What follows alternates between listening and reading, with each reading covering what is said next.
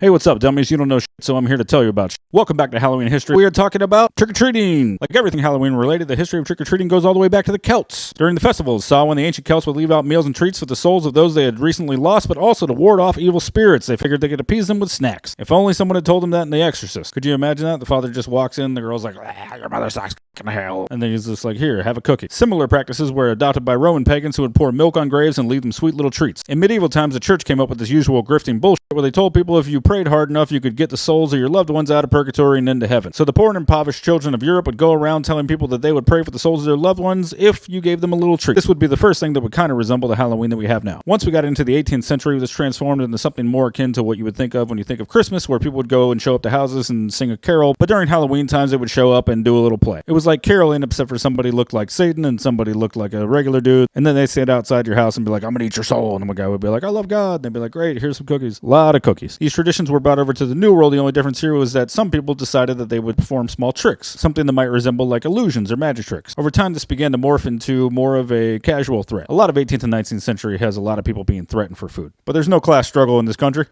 It's almost like crime comes from somewhere.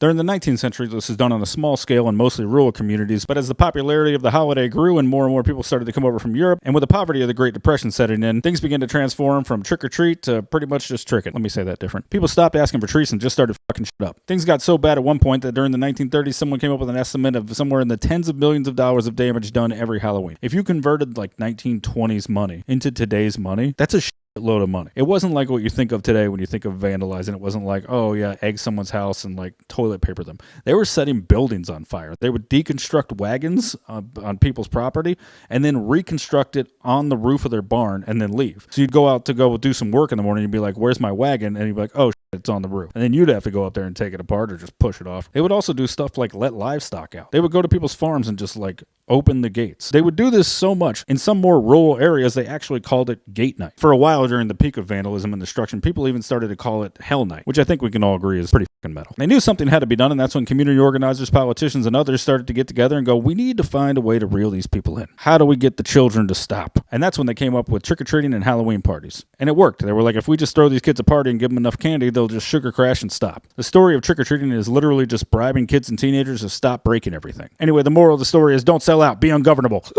Well, I hope you learned something. If you didn't, that's fine too. Like and subscribe if you haven't already, or don't. Nothing matters. Who gives a shit? Anyway, that's it. Get fucked.